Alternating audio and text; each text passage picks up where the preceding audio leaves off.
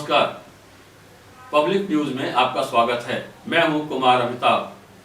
केंद्रीय मंत्री नारायण राणे ने पुनः एक बार उद्धव के कान के नीचे बड़ा बयान बजा दिया है। महाअघाड़ी सरकार में खलबली मच गई है।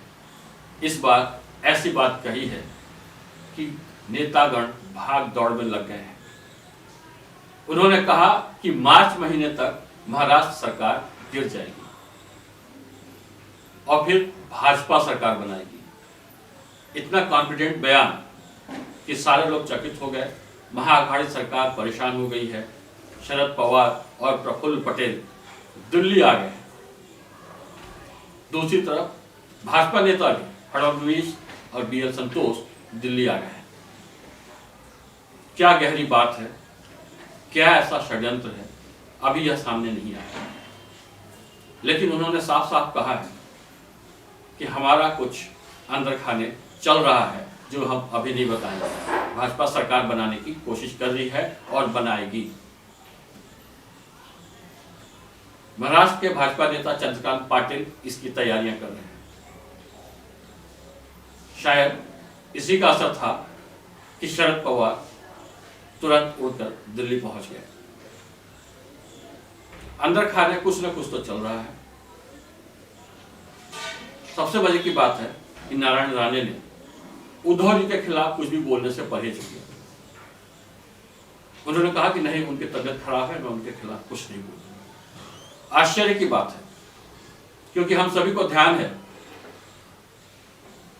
कि उद्धव के कान के नीचे बजाने की बात पर ही उनके खिलाफ बहुत जबरदस्त हंगामा हुआ था। नारायण राणे ने यह बात ऐसे ढंग से कही थी कि शिवसेना ने पूरे मुंबई में कहर बरपा दिया। जगह जगह उनके पुतले जलाए गए, उनके खिलाफ FIR दर्ज की गई थी। नारायण राणे को जेल जाना पड़ा था। बहुत मुश्किल से उनकी जमानत हुई थी। शिवसेना और भाजपा के कार्यकर्ताओं के बीच पत्थरबाजी तक हो गई थी। बहुत हंगामा तहलका मचा था। उस घटना के बाद फिर यह एक बम जो उन्होंने गिराया है, अब यह महाराष्ट्र की राजनीति को किस दिशा में ले जाएगा यह कहना मुश्किल है। लेकिन ऐसा लगता है कि अंदर खाने पार्टियों के बीच कुछ जोड़ तोड़ शुरू हो गई है।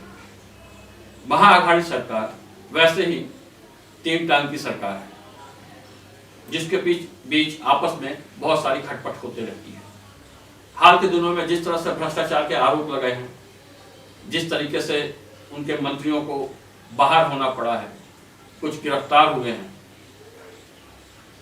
मुंबई पुलिस के ऊपर भ्रष्टाचार के भयानक आरोप जो लगे हैं, बड़े व्यापारियों के खिलाफ वसूली के जो घटनाक्रम सामने आए हैं, इन सब से महाअघाड़ी सरकार के अंदर अपने आप ही बहुत उथल पुथल है। राजनीतिक रूप से ही नहीं, नीतिगत रूप से भी शिवसेना का शरद पवार या कांग्रेस के साथ जाना अपने आप में एक आश्चर्यजनक घटना थी। और लंबे समय से लोग इंतजार कर रहे हैं कि यह सरकार अब गिरी कि तब गिरी, और ये जैसे तैसे चल तो रही है, इसमें कोई शक नहीं है। लेकिन अब भाजपा के केंद्रीय मंत्री नारायण राणे का यह बयान इस बात को दर्शाता है कि कहीं न कहीं भाजपा लगातार योजना बना रही है कि महाराष्ट्र में इस सरकार को गिरा दिया जाए। अभी कहना मुश्किल है।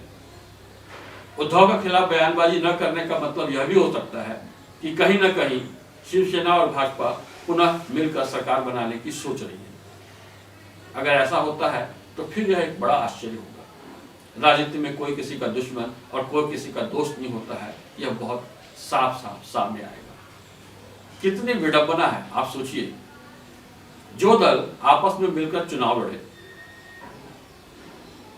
और एक मुख्यमंत्री पद के लिए फिर आपस में ऐसा लड़े कि सरकार तक नहीं बना पाए, आज वह फिर साथ में आने की बात कर रहे हैं।